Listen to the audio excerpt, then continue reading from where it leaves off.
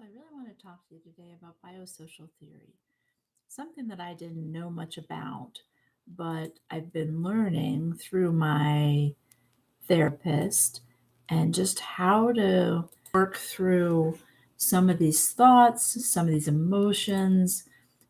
In today's world, we're really trying to Wait, you guys are going to Funland? Yeah, the girls are excited. listen. And you didn't invite me? Well, you hated every single ride last time. Mom, the last time I went to Funland was like 20 years ago. You know I love being with my nieces. Ugh, forget it. Look, just come then. It's not that big of a deal. Whatever, have fun without me. That was really upsetting. Yes, it took me 2 hours to get calm enough to go back to work, and I was in a bad mood for the rest of the day. First of all, kudos for making it back to work after that really upsetting time with your mom. It hurt that you weren't invited, and it hurt that she discounted your feelings about it. Right, but it's my fault I get so upset. I should just forget the whole thing and move on, like my mom did. The next morning she called like nothing had happened. Why can't I do that? Why do I have so much trouble with my feelings when nothing phases my parents? Great question, Sarah. Why do some people have really big emotions while others feel emotions less intensely? People in psychology have thought deeply about it, and we've figured out some answers. Like? There's a theory called the BioSocial theory of emotion. It basically says that there are two big pieces affecting how we experience our emotions. One is our biology, how our bodies are wired to trigger and process emotions. And two is our social environment, how others around us respond to our emotions. So you mean our different biologies and social environments lead to our emotions being different? You got it. Some people are more biologically sensitive to emotions. When something upsetting happens, their emotions happen more quickly and intensely.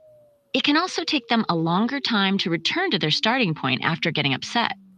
Like not getting invited to Funland. Well, I think most people would have been upset if they weren't invited to a family trip. Okay, but maybe they wouldn't have gotten as upset as me. Right? Someone with lower biological sensitivity to emotions may have been less upset. And it wouldn't take them hours of walking around to calm down? Right. The second factor that impacts our emotions is how people around us respond to our emotions. I don't get that part.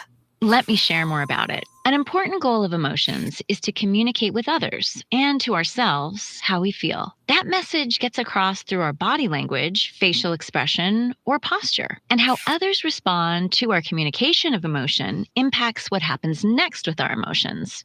I still don't get this part. Let's take an example. Imagine you have something super important to communicate, like you walk into the kitchen and there's a fire. That would freak me out. Right. You would feel fear. Imagine your parents are in the other room next to the fire extinguisher. So you're afraid and yell, "There's a fire, bring the fire extinguisher." Now your parents can validate your fear emotion and what it communicates. What do you mean by validation? Validation basically means someone acknowledges and accepts our emotions as valid and understandable for a situation. So to validate your fear, they acknowledge it makes sense in that situation and bring the fire extinguisher to help you put the fire out. Do you think your fear would go up or down? Down. Fire would be out. Right. When others validate us, it's like they got our message, so our emotions typically decrease. I don't feel like my family acknowledges my emotions or how they make sense. It's the opposite. They say I'm too emotional. I take things too personally and cause drama around me. That would be an invalidating response to your emotions. Invalidation more generally means that our emotions are rejected, ignored, or judged. Yeah, that happens a lot when I'm around my family. So frustrating. Exactly. Invalidation is when others don't get the message that our emotions are trying to communicate to them. Like your parents not getting the message there's a fire in the kitchen. What happens to your fear? Does it go up or down?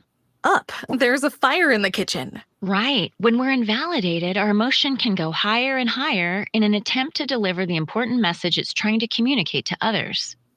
So that's why I felt so much worse after my mom invalidated my feelings about not getting invited to Funland. Invalidation can get us to escalate and feel really bad. And sometimes others will respond to us only when our emotions are super high, which unfortunately teaches us that we have to get to that level of upset to be heard. I see that play out in my family, but why are people invalidating to begin with? Remember how people with low biological sensitivity to emotions experience way lower emotions than others? Yeah? People assume everyone else feels the same way they do. So they have a hard time understanding how others could get upset over things that get no reaction from them. Huh, maybe some of this is going on with my parents, because they're super mellow all the time. People also invalidate because they lack the skill to validate emotions. They never learned how to recognize and acknowledge their own emotions, so then how could they do it for others? Huh. My mom's family is kind of like that. They never talk about their feelings and pretend everything is always fine.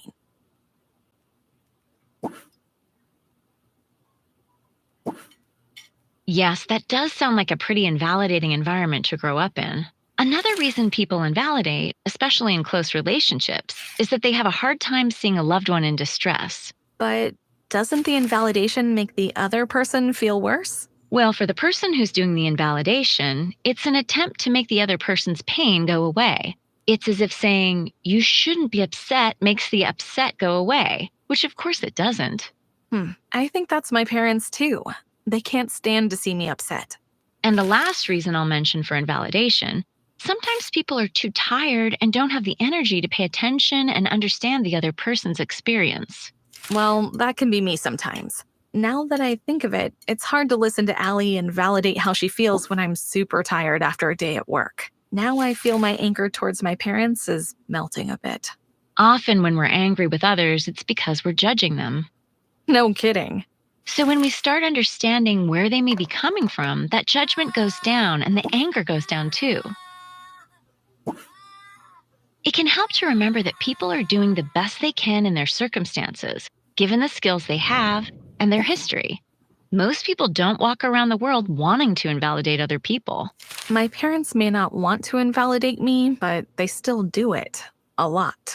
And it doesn't automatically mean that they don't care about you.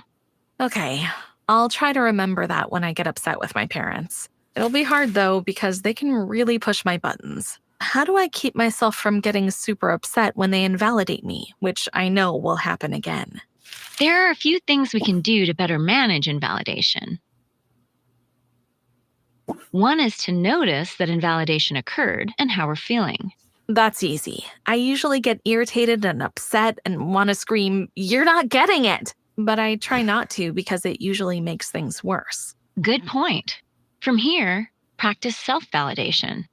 Tell yourself that it hurts to not be understood or to have your feelings, thoughts, or experience misinterpreted or ignored. Got that. Any other ideas to self-validate? You can pay attention to your thoughts, feelings, and behaviors and describe them without judging them. Remind yourself that it is okay to have your emotions. Tell yourself how your emotion makes sense given the situation you are in. And most importantly, don't judge your emotion or yourself for feeling what you feel. Easier said than done, Caroline. Right there with you. It's a process that will take some practice. I'll have plenty of opportunities. I'm not a baby. Why does my sister have to be so mean? You know, it's okay that you didn't want to go on that ride. It looked really scary to me, too. I'm sorry your sister was saying hurtful things about it. Yeah, she was. Thanks for hanging out with me while everyone else went on the ride. You're welcome. Now, do you want to go find the world's biggest cotton candy? Yeah.